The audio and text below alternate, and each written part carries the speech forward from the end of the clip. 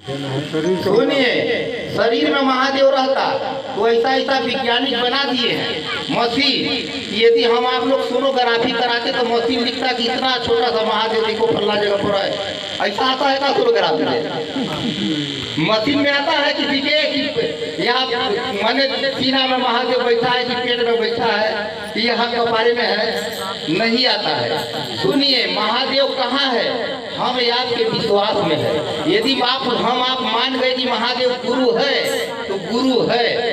अब हम मान गए कि हमारा महादेव के आगे संसार की दुनिया की शक्ति कुछ नहीं बिगाड़ सकता, उस व्यक्ति का कुछ नहीं बिगाड़ सकता। और जिसको दिखावा है मैया दीदी कभी भी उसके साथ कुछ भी होता है। जैसे इतना सुंदर चर्चा आप लोग को बताते हैं, थोड़ा जीवन में उतारिएगा।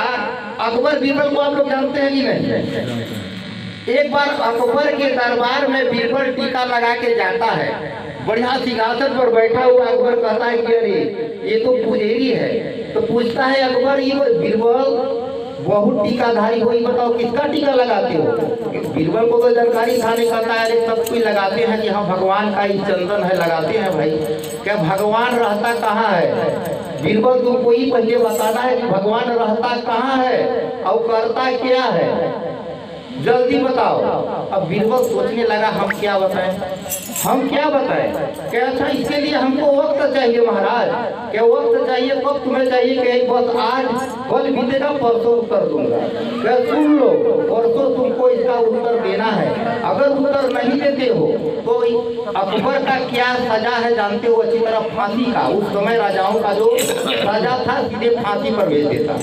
बहुत बड़ा डरता है बीरबल, घरे आता है और घरे आने के बाद भैया दीदी दिमाग लगाइएगा, चुपचाप खटिया पर सो जाता है, कुछ नहीं बोलता। उसका एक तो लड़की थी 6 बरस की, खाना वाना बना के जगाती है, पिताश्री हुआ क्या, चलिए आप खाइए, कुछ नहीं बोलता।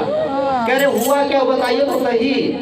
तब बोलता है बेटी क्या बताऊं, कल तो मेरा यहाँ दुनिया को छोड़ देना है। क्या बात ऐसा फंस गया? कह रहे ऐसा कुछ प्रश्न है मेरे राजा जी का। तो कह आप चिंता मत करिए, कुछ भी प्रश्न होगा मैं उसका उत्तर दूंगी, आप केवल मन से खाना तो खाइए।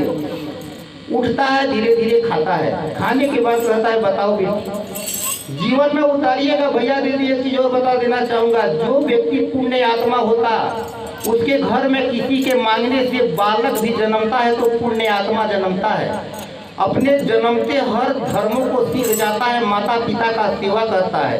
कोई माता पिता किसी पुत्र को पाकर बड़ी खुशी मनाते हैं और कोई क्या करता है, पुत्र के लिए तो जीवन अपना पूरा लगा देता दाव पर कि हे परमात्मा मुझे एक तो लड़का चाहिए, एक तो लड़की चाहिए। लेकिन वही जब बड़ा हो जाएगा तो सर्वप्रथम अपने माता पिता को लात मार कर बाहर भेजेगा, जाओ भागो जल्दी, वो पड़ोसी बन जाएगा। ऐसा देखे होंगे आप लोग, बताने की जरूरत नहीं है। बहुत कम ही लड़के ऐसे हैं जो मानते हैं मेरे माता और पिता भगवान स्वरूप है। जब तक धरातल पर रहेंगे पूजनीय है, अगर इनकी अवज्ञा करेंगे तो इस धरताल में बेकार मेरा जिंदगी हो जाएगी। सोचिए, उसके यहाँ पुण्य आत्मा जन्मी लड़की कहती क्या है कि पिताश्री इतना छोटा प्रश्न में आप इतना उलझे हैं, क्या प्रश्न है? कह रहे पूछ दिया भगवान कहाँ रहता है, क्या करता है, हम क्या उत्तर दें? तो हमें खाली फांसी पर चढ़ा देगा। क्या चिंता मत कीजिए, मैं उत्तर दूँ, कल हम चलेंगे।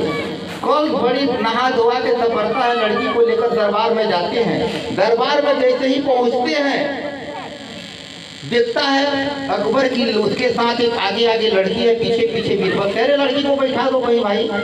तो लड़की के जात काहे बैठे जाए, घुसुर गई वहाँ अंदर। कह रहे इसको बैठने का आसन दो भाई, थोड़ा कुछ भी बोल सकती है। बालक अनजान जो होता है किसी को कुछ भी कर सकता है, तो थोड़ी जान रहा है कि कोई राजा है कि भगवान है। बगल में आसन देता है, लड़की भी बैठती है। तो लड़की क्या कहती है कि पिताश्री बहुत भूख लगा है, हमको कुछ मंगाइए ना, कुछ मंगाई दीजिए, बालक खट नहीं होता है, कुछ मंगाइए ना। अब वहाँ पूछने से पहले अकबर कहता है बीरबल दूध मंगाओ। एक कटोरा दूध ला करके लड़की को दे देते हैं। ठीक है बेटी खाओ पियो, क्या ठीक है? पूछता है अकबर की बताओ भगवान कहाँ रहता है? बीरबल इसका उत्तर तुम ढूंढा मिला? बीरबल चुप। लड़की कह रही यहाँ हमको पता है, हम बता रही हूँ ना कहाँ है। क्या हाँ बताओ भाई, तू ही बताओ। बाप के पलटा उस दूध में ऐसे ऐसे अंगूठी को घुमा रही थी, चुपचाप लड़कियां ऐसे ऐसे घुमा रही थी। कहा हुआ बेटी बताओ न कि भगवान कहाँ रहता है? कह रहे उसी को। अच्छा ये बताइए महाराज, क्या हाँ बताओ। क्या कहते हैं इसमें घी है, उसी को तो मैं खोज रहा हूँ कि इसमें घी कहाँ पर है, उसी को देख। बड़ी हंसने लगा। बता कहता है अरे तू पागल तो नहीं है, ऐसा ही घी दिखेगा। घी के लिए दही जमाना पड़ता है और दही को खूब मथना जब पड़ता है तब तो कहीं से घी माखन निकलता है। माखन को गर्म करके जब बाहर निकलते वो शुद्ध घी होता है। तू पागल तो नहीं है क्या? बस बस आप उत्तर सुन दे दिए महाराज। भगवान कहाँ रहता है?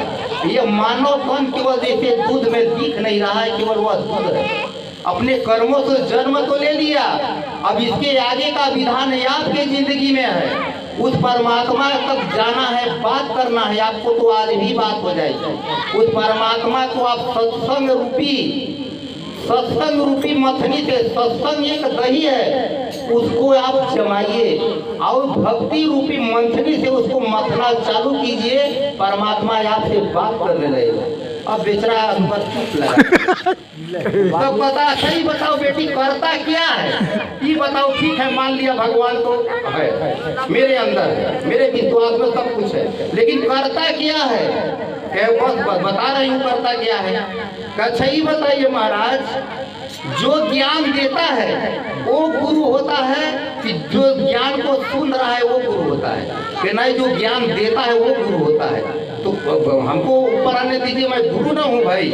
हाँ चलो अब सोचिए, अकबर अपने सिंहासन को छोड़ के नीचे बैठता है और छोटा लड़की जो है वो जाके उस सिंहासन पर, अकबर के सिंहासन पर बैठती है। क्या हाँ बेटी? नीचे से अकबर बोल रहा है, हाँ बेटी बताओ भगवान करता क्या है? क्या अरे महाराज वो तो स्वयं आप दिखा दिए लोगों के बीच में भगवान क्या करता है। भगवान यही करता है कि उस राजा को रंग बनाता है और एक भिखारी को रात में बैठाता है, जैसे मैं अभी बैठ गई। आपके सिंहासन पर कोई बैठता, लेकिन मैं बैठ गई।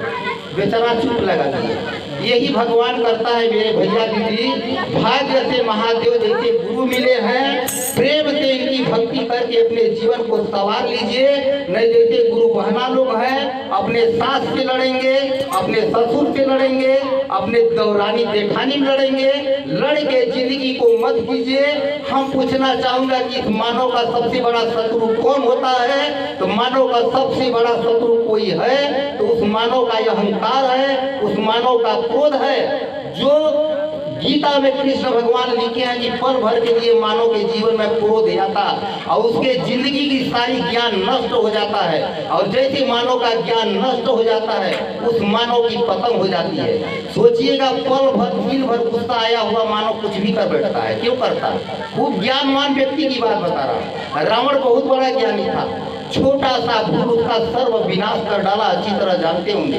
लेस मात्र मानव का जो है, वर्षों से आप लोग खूब भक्ति करते हैं ना, छठ करते हैं, द्वितीया करते हैं, और पता चला 2 दिन तक खाना पानी त्याग के आपने बैठे रहते हैं। हाँ महादेव, हे भगवान, हे देवी, हमारी घर परिवार स्वतंत्र सुखी रखिए। सब ठीक है, आप लोग का करना धर्म है, बहुत बड़ा धर्म है, करना भी चाहिए। हर मानव को भक्ति करना चाहिए, चाहे व्रत हो, पूजा हो, पाठ हो। मैं उल्लेखना नहीं करता, करना चाहिए। मानव की जिंदगी में वह व्रत तक होना चाहिए। लेकिन पल भर के लिए किसी का हम आप मन दुख किए, अपने माता पिता को दर्द पहुंचाए, अपने सास ससुरों को दर्द पहुंचाए, मेरे भैया दीदी, वह आपका कमाया हुआ धन पल में नष्ट हो जाता है। हम वहीं पहुंच गए जहां थे, तो फिर हम आपको क्या मिला? हम आपको क्या मिला? इसलिए आप लोग बड़ी तपस्या से कोई भी भक्ति करते हैं तो सत्य और असत्य को पहचानिए, सही और गलत को पहचानिए। कि जैसे मैं पहले था वो ऐसा नहीं हुआ। कुंभ लगा था नहीं, आप होना इलाहाबाद गए थे? नहीं गए। मैं ये पूछता हूँ, वहां से जाने वाला व्यक्ति कुंभ में जो नहा के आया, क्या चीज का परित्याग किया? वहां जाने से, कुंभ नहाने से आप भगवान नहीं बन गए, आप बहुत बड़ा सत्यवादी नहीं बन गए हैं। वहां जाकर परित्याग कीजिए कि हे गंगा मैया, आज के बाद मैं संकल्प लेता हूं कि झूठ नहीं बोलूंगा, या तो किसी के जीवन में दर्द नहीं पहुंचाऊंगा, या हमारे जीवन में गलत है शराब नहीं पीऊंगा, या तो किसी जीव का बलि नहीं दूंगा। कुछ संकल्प लिए, कुछ करके आइए तब उसका भागीदार है, नहीं सब व्यर्थ है। कमाया हुआ धन को जाके गलत चीज में आप लगा रहे हैं तो क्या मिलेगा? गलत ही मिलेगा। बोलिए सम भवे शिव गुरुवे नमः। भैया दीदी रात की समय है, चर्चा कितनों बतियाएंगे नहीं खत्म होगा, इसलिए यहीं पर चर्चा को विराम देता हूँ। आप लोगों से यही मैं निवेदन करूंगा कि महादेव की एक एक चर्चाओं को, एक एक भक्ति को आप लोग पहचानिए कि हमने किसको गुरु बनाया है। कालों के काल महाकाल को गुरु बनाया है। महा के आगे कोई शब्द नहीं है। किसी जन्मों में पुण्य था कि महादेव जैसे गुरु मिले हैं। इनकी भक्ति करके अपने जीवन को सार्थक बनाइए। बोलिए सम भवे शिव गुरुवे नमः।